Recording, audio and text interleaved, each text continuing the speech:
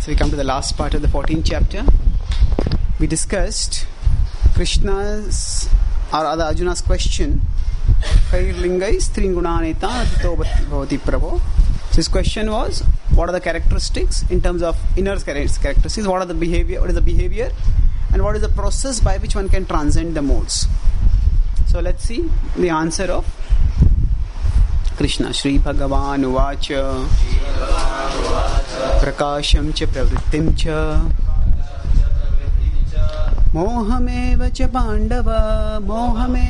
pāṇḍava na dveṣṭi sampravṛttāni na nivṛttāni kāṅkṣati udāsīna-vad guṇair na vicālyate guṇā vartanta evaṁ yo vatiṣṭhati neṅgate sama-duḥkha-sukhaḥ sva-sthaḥ sama-loṣṭāśma-kāñcanaḥ tulya-priyāpriyo dhīras tulya-nindātma-saṁstutiḥ mānāpamānayo tulyas tulya-mitrāri-pakshayo sarvārambha-parityāgi guṇātītah sa uccyate.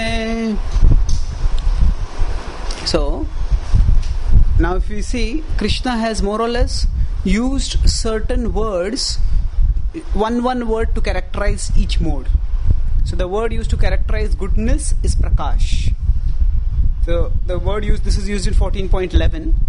The word used to characterize passion is pravṛttiṁ. So prakash means illumination, pravṛttiṁ means action. And then the word he uses to characterize ignorance is aprakāśo apravṛttiṣca moham ca pāṇḍava. In 14.13 he uses moha. So here now Krishna uses these three representative words for each of these modes, and he says prakāśaṁ ca pravṛttiṁ ca moham ca pāṇḍava. That means all the three modes he is referring to, and he is saying what is the characteristic of a person who has transcended these three modes? Na dveṣṭi sampravṛttāni na nivṛttāni kāṅkṣati. So sampravṛttāni means when they arrive. So when any of these arrives, one doesn't become resentful of that. And when these symptoms depart, na nivṛttāni kāṅkṣati. One doesn't hanker for them. So now generally we think of hankering and lamenting for things, isn't it? Okay, if I wanted to come first in my exam, I wanted to get the first prize, I wanted this particular things to work out this way, I didn't want that to go wrong. So we hanker and lament either for things or for events or for people. But Krishna is taking things at a subtler level, and he's saying that when a person truly wants to become detached, then he should not hanker even for certain subtle states of mind. Some people, for example, they like to be excited, and that's why many people, before say they have a big event, they may drink a little bit of tea or they may drink a little bit of alcohol, because they say that stimulates them.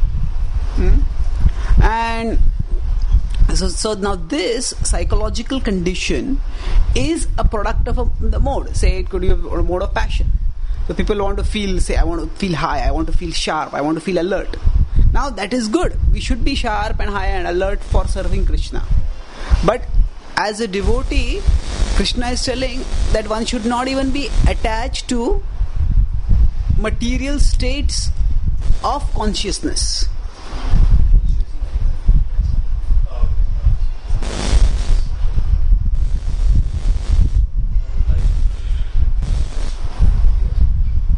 So material states of consciousness are also material, and they are the products of the modes. So As Krishna is saying that now it is not that a devotee should not be illumined. Let's look at each of them one by one. Certainly certain modes are favorable to the cultivation of devotional service, and some modes are unfavorable. So naturally, if we want to practice Krishna consciousness properly, we need prakāśaṁ. We need proper discrimination, which will be based on the mode of goodness to a large extent.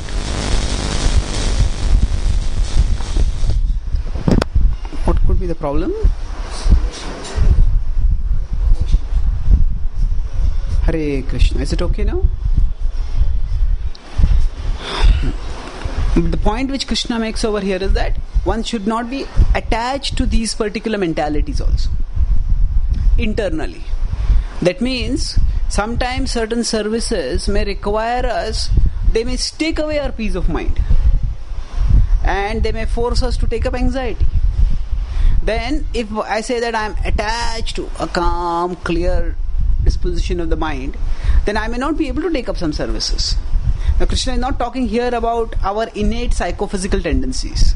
He's talking about specifically the modes. All of us have particular psychophysical tendencies, and the essence and the purpose of varnashram is to engage people according to their nature so that they can become steadily and happily situated in devotional service to Krishna. So that is fine. But we are talking about once a person is situated in the particular mode. For example, I may like to write. Somebody else may like to manage. Somebody else may like to counsel. But even when I am doing that which is according to my psychophysical nature, that which I like to do, that which I am good at, even within that my mind will trouble me. It is not that the mind will stay steady just because I am doing something which I like to do. Because even if I am doing something that I like to do, there will be ups and downs. That's the nature of the world. And those ups and downs will agitate my mind also. So, and apart from that, apart from the external problem that comes, the mind comes up with its own problems also. So, in a sense,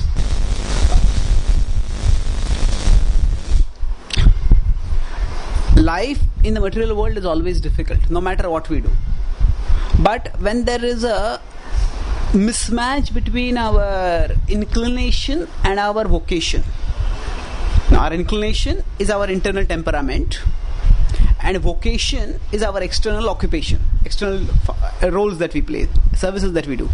When there is a mismatch between our inclination and our vocation, then that makes life even more difficult.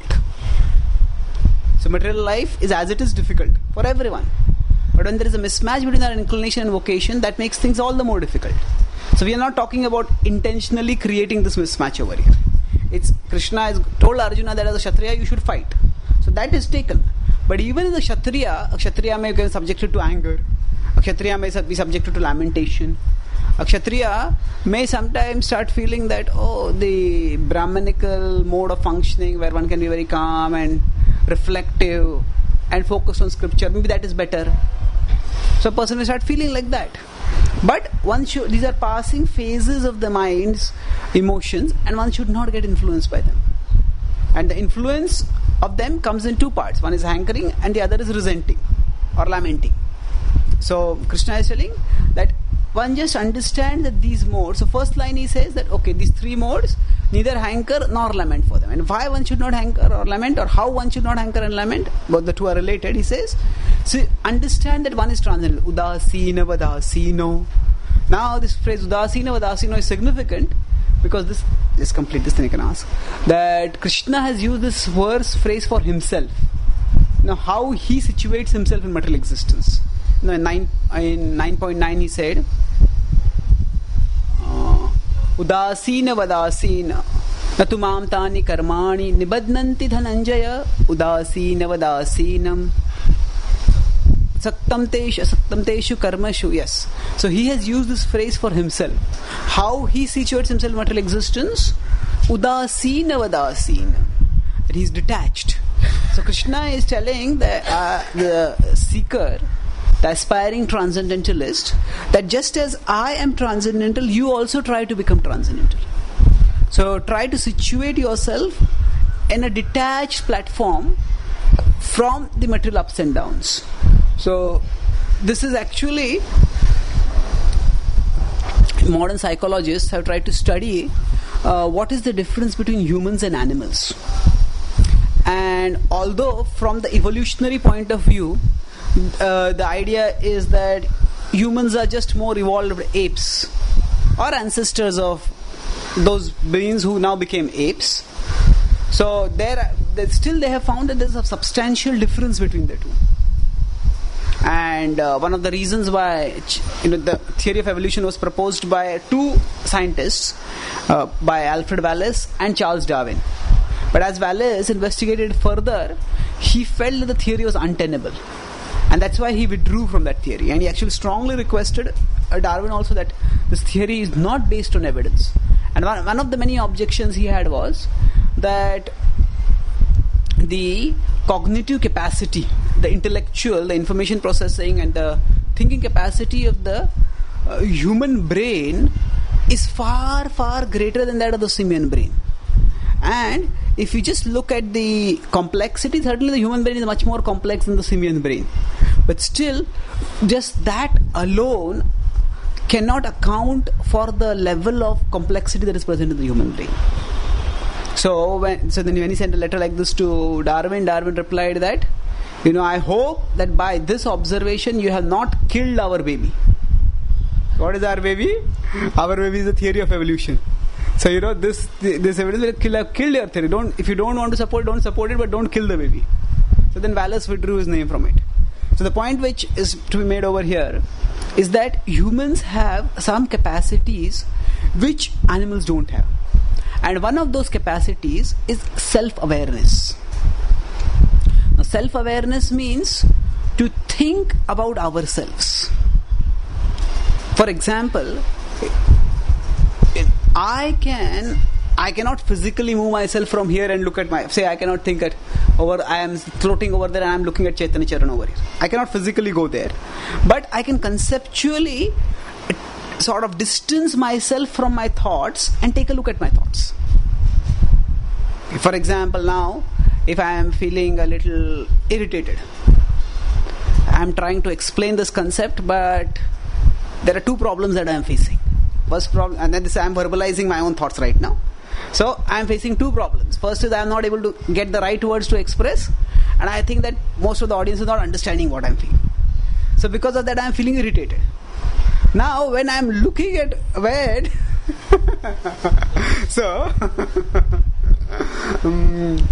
when I look at my irritation and I try to verbalize my irritation, then by that I can analyze my emotion, and then that helps me to deal with it. So the point is that actually we can examine our thoughts. We cannot examine consciousness. No, we cannot examine the thinker. We cannot examine the seat of consciousness, from where consciousness originating. But what is happening in that consciousness, I can see what is happening externally, and I can also look at my own thoughts internally. And I can try to identify my thoughts and then correct my thoughts.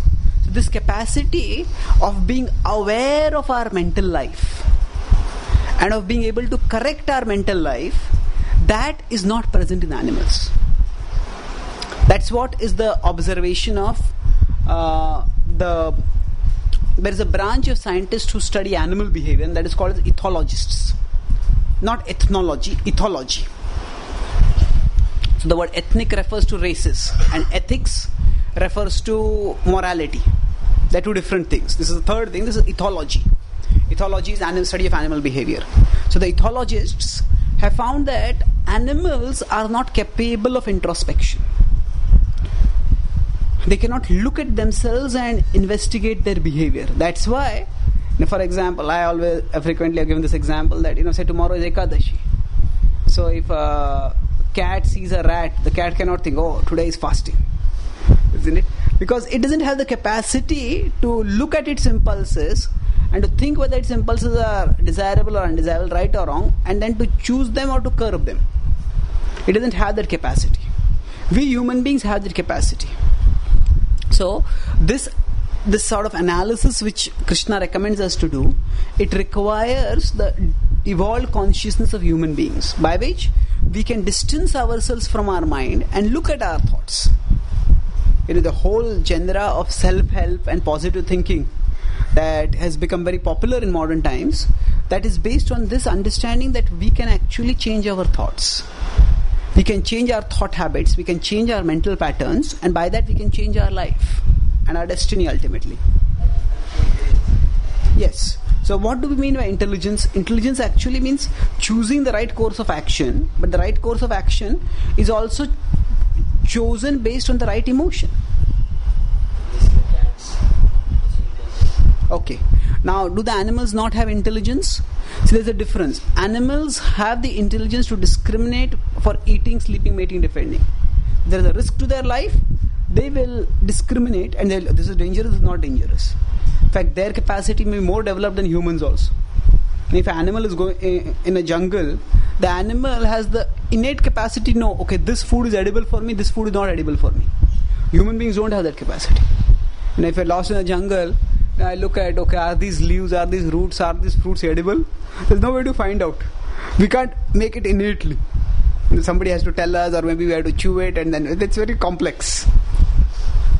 We can't find out directly.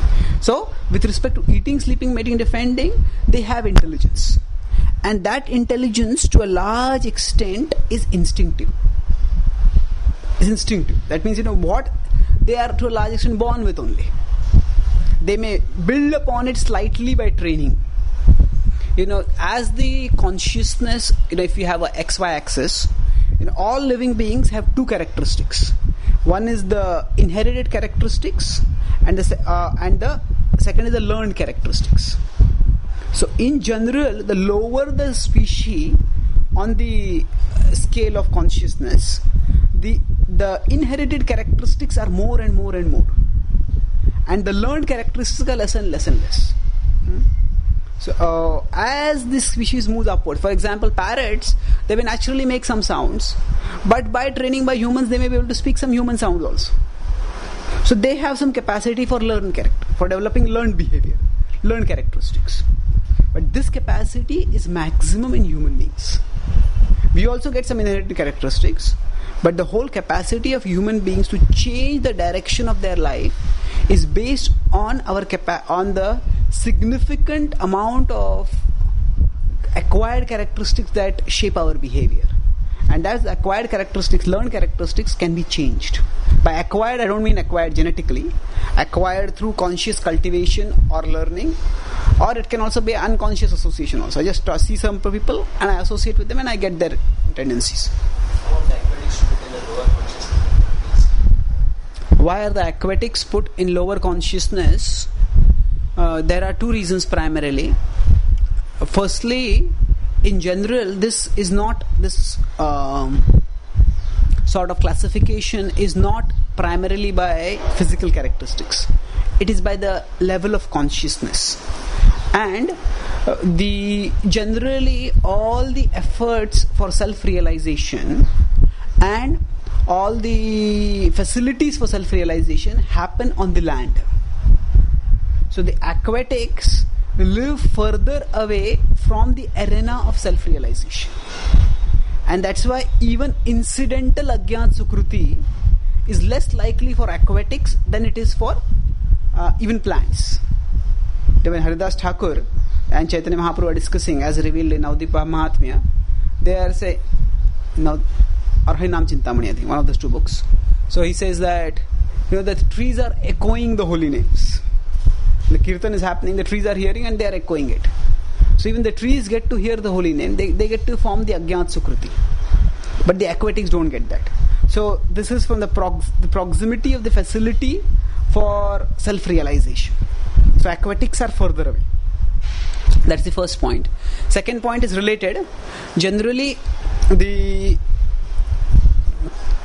aquatics, actually when we have this classification, it is not necessarily watertight, in the sense that when we talk about this classification, when you have plants, animals, then you have plants, trees, animals, reptiles, birds, humans, like that. So now whenever there is any typology is there, this is called, in science, is called a taxonomy, the science of classification. So in taxonomy, there will always be marginal cases. Marginal cases means that certain birds may have scales, but they may not have beaks. Certain birds may not have feathers, and they may have some other characters which are of reptiles. So that is there. That also creates evolutionary enigmas in evolutionary theory. But the point is that this taxonomy is not always watertight. That's why we have to be Krishna.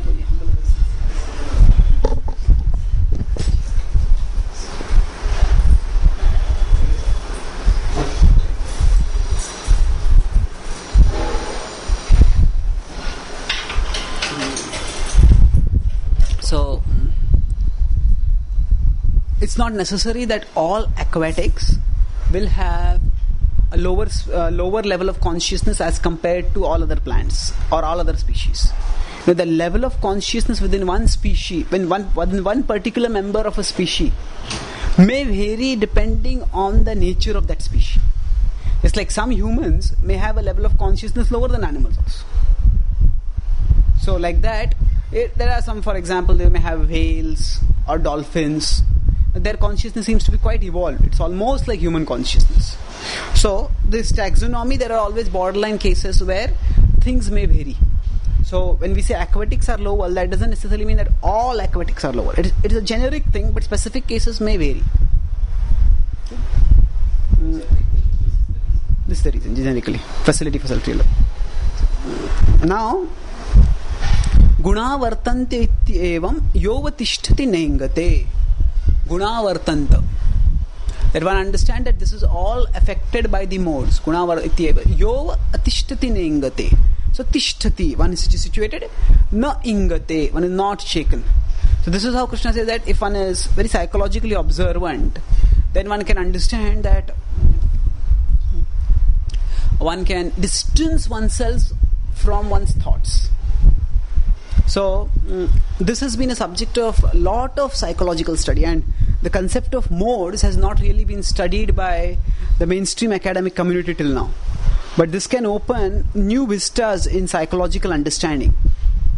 So essentially, whatever happens externally for us, we have three freedoms.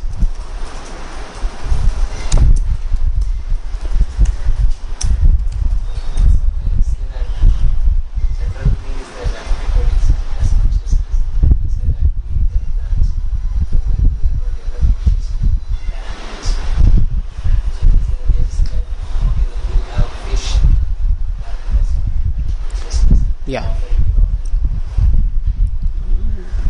So the question may that if fish have lower consciousness, then they can be killed and eaten, can they? That is one reason that certain people within the Vedic culture or on the fringes of Vedic culture, when they eat meat, that's one of the reasons that they give for eating fish. They don't eat meat, but they eat fish. So the understanding here is twofold. First is that we don't necessarily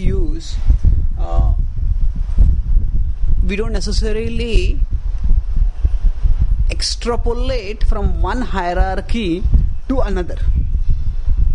See, for example, Prabhupada has asked this question that a cow is dear to Krishna and cow stool is sacred. So Brahmana is also dear to Krishna. So is Brahmana stool also sacred? So Prabhupada said, don't speculate. So the point is that every taxonomy has a particular purpose, and we cannot extrapolate from one taxonomy to another. Similarly, there are many examples of how extrapolation from one taxonomy to another can lead to absurdities.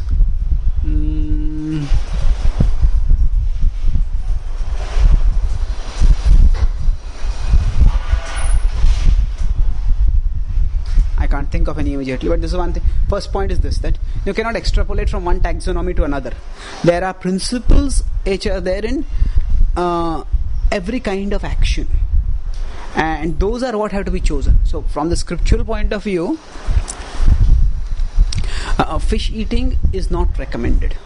Now, the antajas and mlechas, they do that, but it is the tradition within those who are practicing Sattva-guni religion that they don't eat fish. So now, within the Vedic culture, people used to eat meat. It is not that meat eaters were unheard of. But Srila Prabhupada, what he has given is not just Vedic culture, it is the best of Vedic culture. It is basically the Sattva-guni aspect of Vedic culture. In Tamoguna, people used to eat meat. Even Tamasic worship also, this fish is one ingredient that is offered to the Lord. Not to the Lord, to Shiva and Kali and things like that. So that is a rationalization that can be made, but it is one thing to say that something is allowed in Vedic culture, and it is another thing to say that is a standard in Vedic culture. They're two different things. You remember in the earlier classes I had discussed about the difference between a recommendation and a concession. A concession is what you want to do, I allow it. A recommendation means what is good for you, I tell you to do it.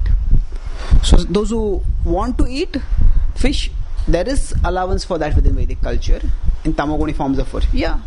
Meat eating is, the four regulative principles are primarily for those who want to worship in the mode of goodness. In the mode of ignorance, meat eating is allowed.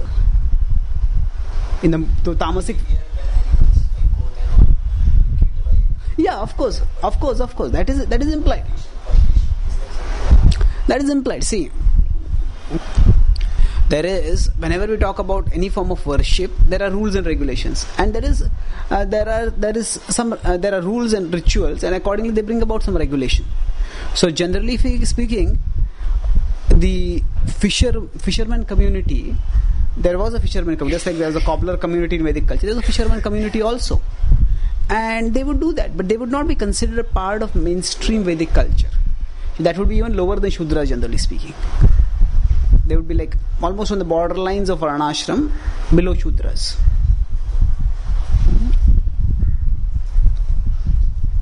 So now, I was talking about these, all of us, this, if we try to become the observers of our consciousness,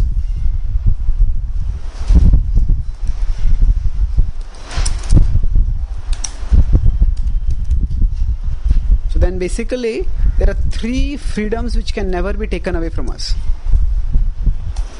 All of us have three inalienable freedoms.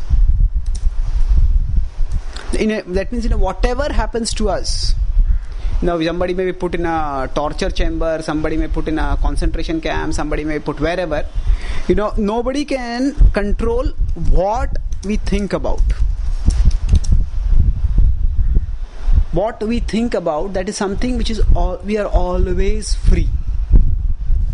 Second is how we look at our situation. We are also free in this. Now I may get a terrible disease and I may think this is so unjust, this is so unfair, I have been singled out and I can become miserable. Or I can take that as an opportunity to go deeper in my spiritual life. How I look at my situation. And third is how we respond to the situation. Respond means act. How we respond to the situation. So these three are our freedoms which nobody can take away. So there was a German Jewish psychologist, Viktor Frankl. He's written a book called Man's Search for Meaning. It is considered to be one of the best books of the 20th century.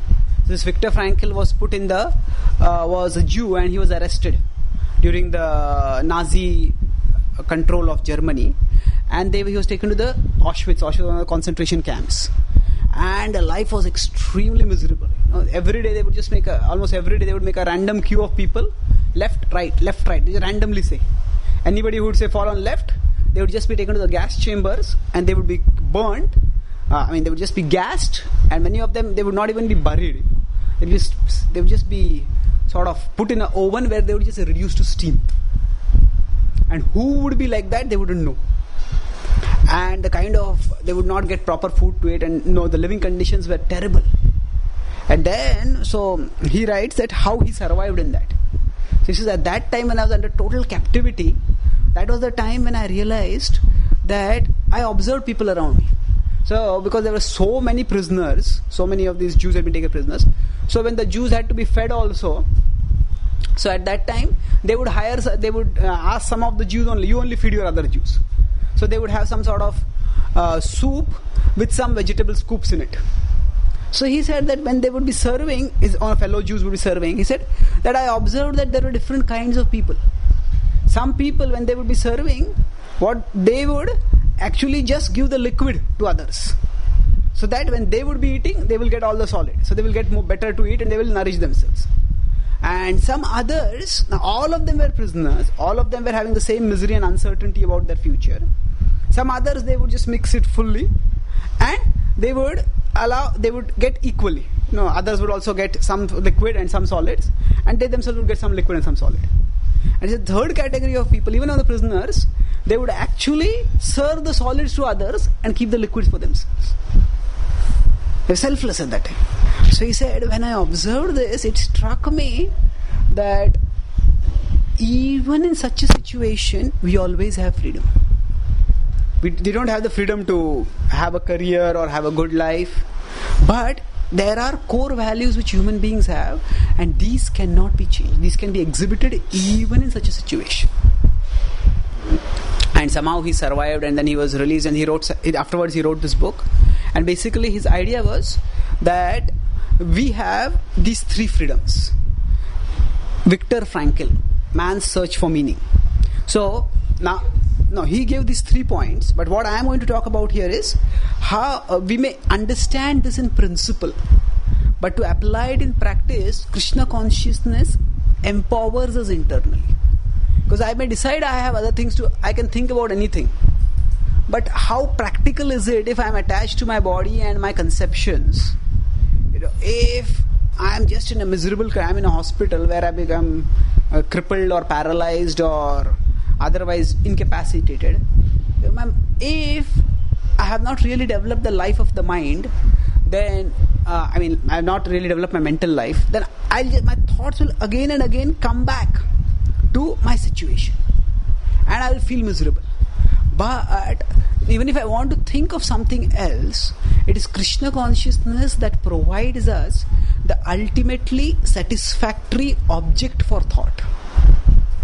See, the biggest problem in life is not the shortage of money or food or clothing or shelter. That is a problem. But ultimately, what all of us need is a satisfying object of thought. If we have a satisfying object of thought, then we can stay so contented. And in modern society, there is nothing that is satisfying to think about. Whatever we think about is agitating. So, when Krishna is telling us Manmana Bhav Bhakto, he is actually opening a whole Krishna consciousness itself opens a whole new universe of thought for us.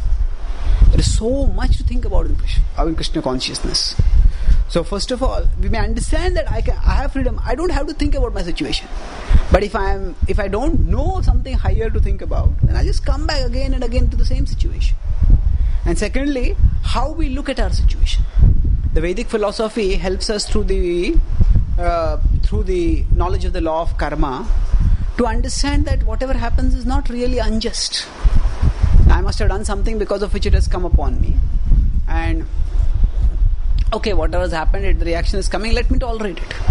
Otherwise, the question why, it just cripples a person completely.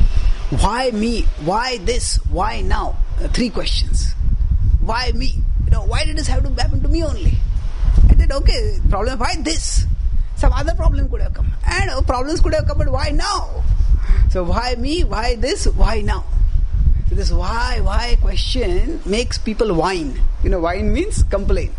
And it just saps away their mental energy.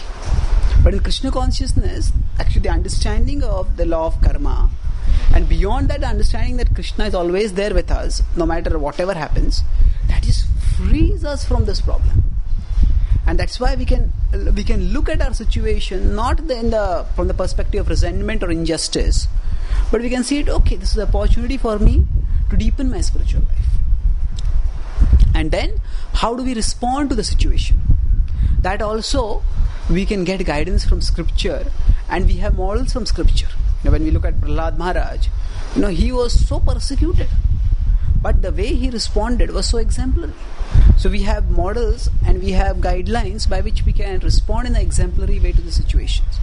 So actually, developing the life of the mind doesn't mean the mind. I'm not talking in terms of the way we use the word mind. I'm talking about the inner life. By developing that, we can actually gain access to these freedoms which most people never access. And that's why devotees can be in a physically troublesome situation, but still they can be having rich and satisfying lives.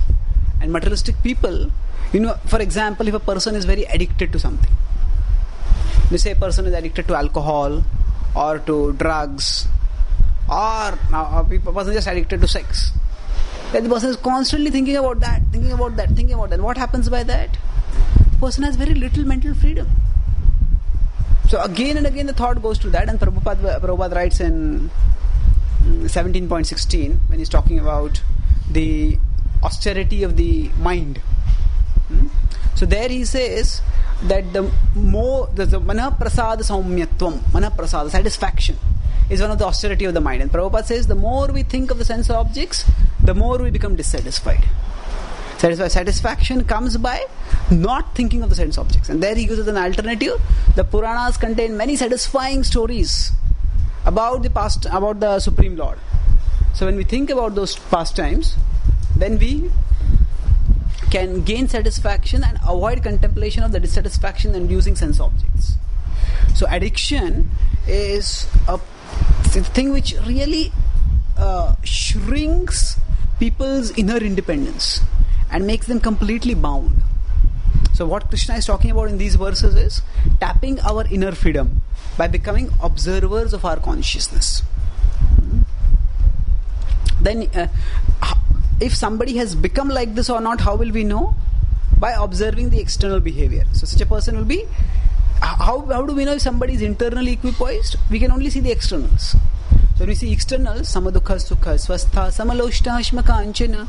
So sukha dukkha is equal. How is he equal? Sva-sthaḥ is situated in the self, and happiness and distress, and then sama-loṣṭāśma-kāñcanaḥ, that gold and stone are equal to such a person. And similarly, honor, dishonor, what is dear and not dear, what is pleasant and unpleasant. Now, is there any difference between ninda and stuti and man and apman? They seem to be similar. They are. The focus is different. So ninda and stuti is how others behave. Man and apman is what I perceive. Ninda and stuti is what somebody speaks. No, ye mere ninda kar raha hai. He's criticizing me. So when somebody criticizes, we could say it's almost natural that I will feel dishonored. And when somebody praises, I will feel honored. But it's not necessarily like that. Somebody may criticize, somebody may speak some glorification in a sarcastic way. No? And that may be meant to insult more. The whole genre of satirizing is there. Satire. So, somebody may speak criticism in a way that is actually meant to educate and illuminate. And as somebody may criticize, there are some people who correct us, but because we know that they love us, so we don't feel disgraced or angered by their corrections. We feel educated and uplifted by that. Yeah. Correct. Nityananda Prabhu, when he kicked Shivanand Sen, his wife was very disturbed, but Shivanand Sen considered it to be a mercy. So similarly, I think Shrikant Sen also couldn't. Shrikant Sen only, he also couldn't understand Nityananda Prabhu's behavior.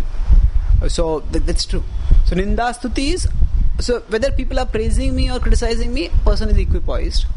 And whether a person is honored or dishonored, it's not that the person is blind to that. Person is aware of that, but the person doesn't get carried away by that. So nindātma-saṁstutiḥ and then mānāpamāna. And then he says tulya-mitrāri-pakshayo.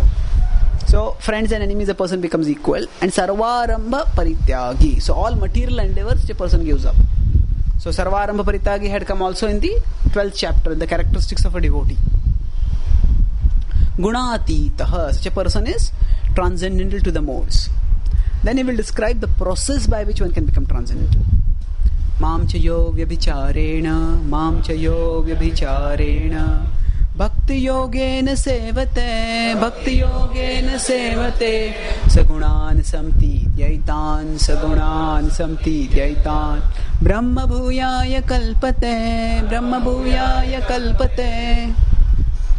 So, remember I mentioned earlier the difference between vyabhichari bhakti and ahaituki bhakti. What is the difference? Undistracted and uninterrupted, or undistracted and unmotivated. So again Krishna tells over here avyabhichari bhakti. So now this seems to be a little self-contradictory or self-defeating, because Krishna is telling by practicing unbreakable devotional service you will go beyond the modes.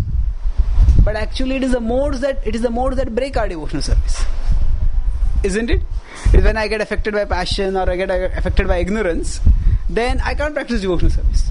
Now I want to chant Hare Krishna nicely and the mode of ignorance just puts me off to sleep. That creates a break in my devotional service. So it seems that Krishna is telling that which is the goal is the path.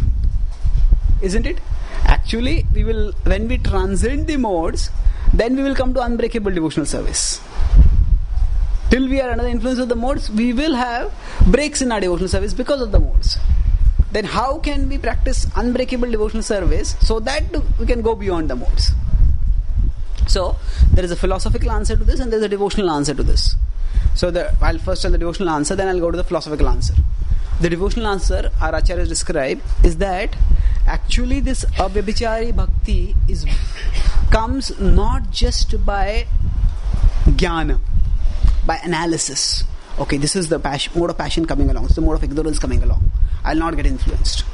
He says this avyabhichari bhakti comes by the service attitude towards the spiritual master.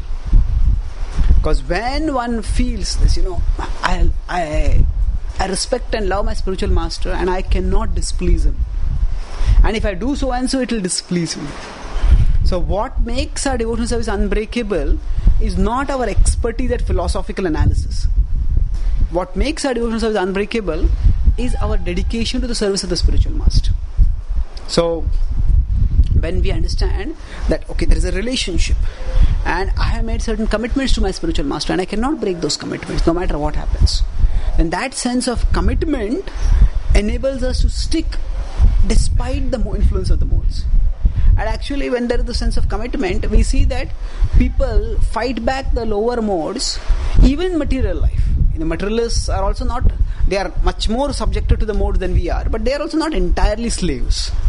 They can choose between passion, ignorance or goodness. So a student, when the student is trying to study for the exam, at that time the student may feel this subject is so tiresome, I just don't want to study. I don't care whether I get good marks or not, I'm not going to study, I'm just fed up with the whole thing. I want to watch a cricket match, I want to go to a movie, I want to enjoy. But then the student may think, no, actually my parents have spent so much for my studies and they're expecting so much from me. Therefore, they have worked so hard for my education, let me study. So that sense of commitment to a relationship compels us to no, let me study. Similarly, in family life, actually, when a husband is there taking care of the family, the husband may feel, there's so much trouble over here in my family life. But then he thinks, I have my children, I have my wife, I have to take care of them. And that sense of commitment, that sense of relationship, the person may get frustrated because of passion or ignorance, but people overcome that by a sense of commitment. So to some extent, relationships are extremely important in curbing our impulses, even in material life. Now, in general, it has been found that people who fall prey to addictions are generally the people who have not developed good relationships or people who have suffered frustrations in their relationships. Why? Because when there is no satisfaction that comes from relationships, then one wants satisfaction that comes just from sensations, physical sensations. Eating something, rubbing something against the body, gulping something down, taking some drugs, drinking something. So, the sensations are largely induced by the modes. So now even material relationships can help a person to some extent in fighting the influence of the modes. And what to speak of spiritual relationships? So that's why, to the extent we are strongly connected with the community of devotees, and with some devotees at least with whom we feel inspired, and then that enables us to resist the pull of the modes. That's why attachment to the spiritual master, attachment to senior Vaishnavas is very auspicious. What does the third canto Kapila's teaching say? Prasangamajaram pasham atmana kavayo vidu saiva sadhushu kruto mokshadvaram apavrutam. So prasangam ajaram pasham. Pasha is noose or bondage. So he says that the bondage to the matter is ajaram. Jara means what? Old age. So ajaram means that the attachment to material things never grows old. It's ajaram. Our body grows old, but our attachments don't grow old. In fact, the older the attachments grow, the stronger they become many times. They don't become weaker. So prasangam ajaram passion. A person with addiction for a long time, it keeps getting stronger and stronger. Atmana kavayo vidu. The wise people know that it is very difficult to give up ajaram, but saeva sadhushu kruto. That when the same attachment is directed towards the sadhus, then mokshadvaram apavrutam, the doors to liberation open. So how we practice abhichari bhakti as bhaktas is by the commitment to our relationship with devotees, with the spiritual master and his representatives. Now at the jnani level where Krishna is talking about over here, he talks about that one has to actually become very expert in philosophical analysis. And to transcend the modes, we basically need two things.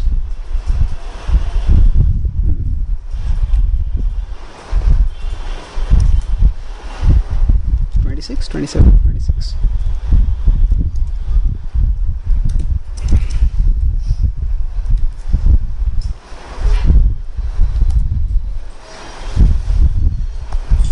So we need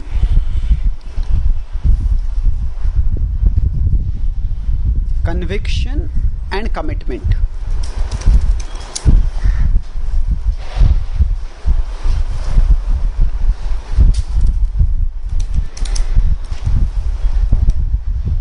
So actually conviction taps our intellectual side, and commitment taps our emotional side.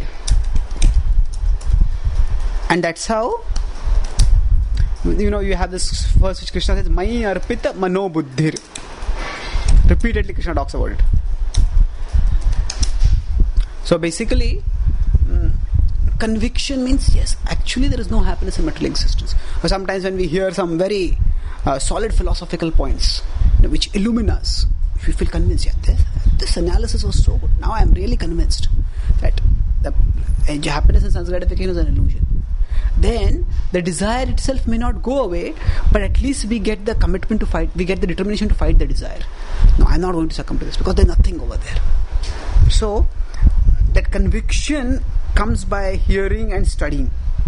When we hear and study the philosophy of Krishna consciousness, we get the conviction, and that's important because that, and actually these are just the influence of the modes. Let me not get affected. But that conviction alone is not enough. Because although I may understand that, okay, there's nothing in it, but still my emotions keep dragging me along. So we need to tap both these aspects. In the inner life, there is the intellectual aspect and the emotional aspect, and both need to be taken care of. If we take care of only one side and neglect the other, then we will become unbalanced. For example, if somebody says, actually, bhakti is just about offering the heart to Krishna. I feel happy when I serve Krishna, and I'll do that. I don't get into this whole philosophy. What does Chaitanya Charan say? Siddhanta baliya chitte na kare alas, iha haite Krishna lage sudruda manas.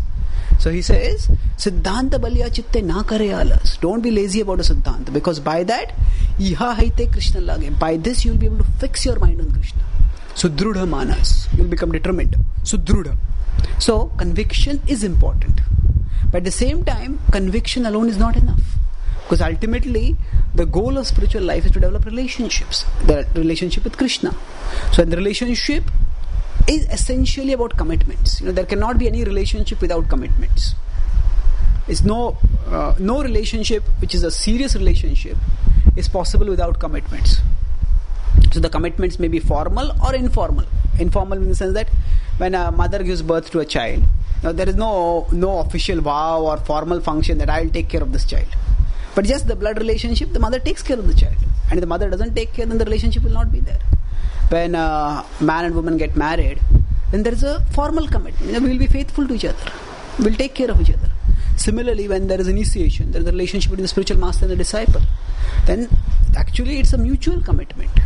The disciple says that I will follow the instructions of the spiritual master, and the spiritual master says I will take care of the disciple. So in this way, actually bhakti taps both these. So here when Krishna is talking about avyabicharini bhakti, for the jnanis they have only this one side, conviction. But by conviction, I will not succumb to the modes. But bhakti enables us to get the second aspect also, the commitment aspect also. And by that we can become more fixed in our devotional life. So generally,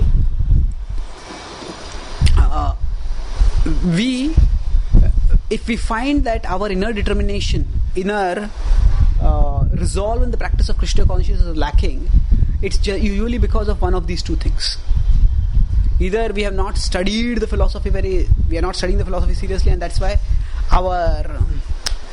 our convictions have become wishy-washy. We have become fuzzy in our thinking. Or we have become very impersonal, and we are not really having satisfying interactions with devotees.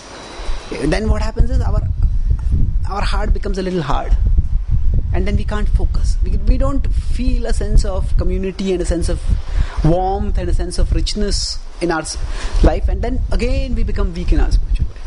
So we need these both. So we need regular philosophical study, and we need the he said the shadvidha priti lakshanam dati pratigrahnati, and by that we can say study in spiritual life. Now, because in this chapter Krishna is primarily, this whole section is the section of jnana. So in this chapter, which is building up from the 13th chapter was talking about bhakti as a means for cultivation of jnana. So by that same thread, Krishna will talk about here that by the practice of avyabichari bhakti, one will attain the Brahman platform. Because the jnanis are not yet interested in Bhagavan. That's why normally we would think avyabichari bhakti will take us to Goloka, will take us to spiritual world. But Krishna tells over here that you will come to the Brahma Bhuyaya Kalpati. You will attain the Brahman platform. So that means there is ignorance, passion, goodness, then there is the Brahman platform, and in the Brahman platform itself there is the spiritual world, the spiritual sky, the spiritual world. So Krishna is telling over here that by the practice of devotional service you will come to the Brahman platform. Now after this he will describe that actually this Brahman platform is supported by me. Brahmano hi pratisthāham amritasya vyayasya cha shashvatasya cha dharmasya sukhasya ekantikasya cha. So Brahmano hi pratisthāham. Pratishtha is, many words in Sanskrit and English may seem similar, but the meanings are different. Like what are the example I gave? Rag. Rag in Hindi or Marathi means krodh, anger, In Sanskrit it means attachment. So pratishtha in vernacular languages it means prestige or honor. But in Sanskrit pratishtha means support. So Brahmano hi pratisthāham. I am the support of Brahman. So this is the part that Srila Prabhupada quotes the most. This is a very explicit section in the explicit part of a verse in a Gita or verse fragment in the Gita, which says that the Brahman is supported by Krishna. That Brahman is dependent on Krishna. And the further evolution of this jnani, Krishna will talk about this in 18.54 and 55. 18.54 Krishna tells that Brahma bhuta prasannatma na shochati na kāṅkṣati sama sarveshu bhuteshu mad-bhaktim labhate param.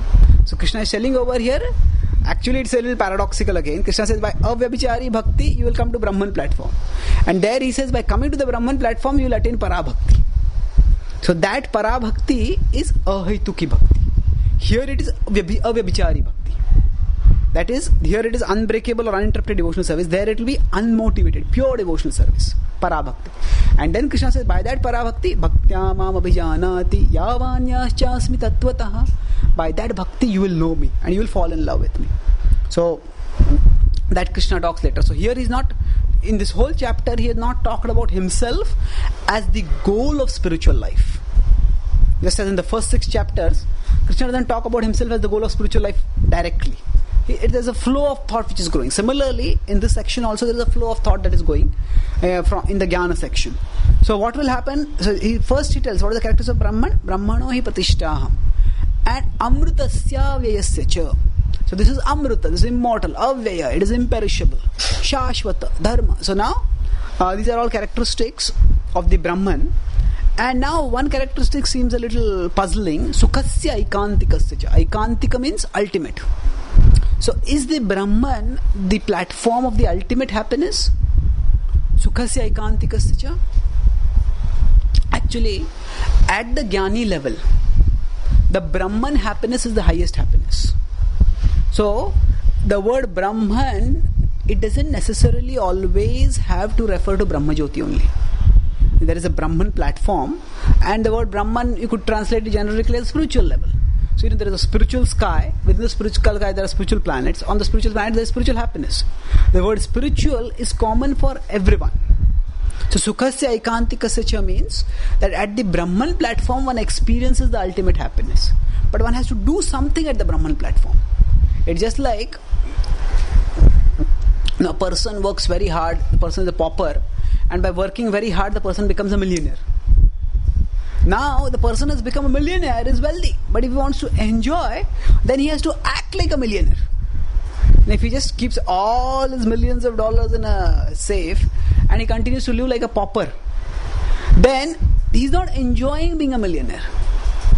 So being a pauper is like being a materialistic person, being in material consciousness, where one is constantly craving for things. Coming to the Brahman platform means realizing that I am spiritual, I am Atma. But actually, just knowing that I am the Atma is not enough. I have to act at the level of the Atma. Acting at the level of the Atma means serving Krishna, because that is action at the spiritual level. That is life of the soul proper. And when one practices that life, then there is Sukhasya Aikantikasya cha. So this Brahman platform is like the launching pad. It itself is not the destination for where one gets highest happiness. It is a launching pad where one will eventually get the highest happiness. Sukhasya Aikantikasya cha. So now Srila Prabhupada explains from the Taittiriya Upanishad over here, Raso Vaisa Rasam Evayam Labdhva Anandi Bhavati. So this is the verse he quoted, that actually that Brahman is founded in Krishna, who is Rasaraj, who is filled with rasa, and that is the Supreme Person. Now at the end of this chapter, Krishna has told that by the practice of bhakti, one will transcend the modes. So after describing the modes, in the next chapter he will describe the tree of material existence by which the soul gets bound. So we'll discuss that in our tomorrow's class. Thank you very much. Srimad Bhagavad-gītā ki, Srila Prabhupad ki jai, Gaur Bhakta Vrinda ki jai, Itai Gaur Premanande.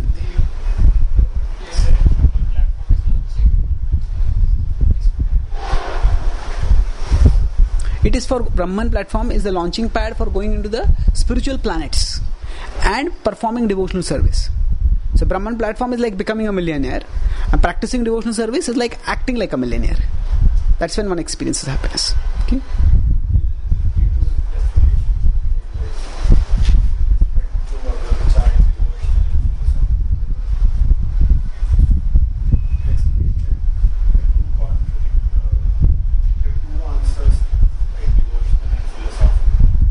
Yeah, so devotional is, philosophical is only that you focus on convictions. How does one practice unconditional? By convictions. But in devotional, the convictions are important, but the even more important thing is the commitment, the relationship. Okay? Thank you. Hare Krishna.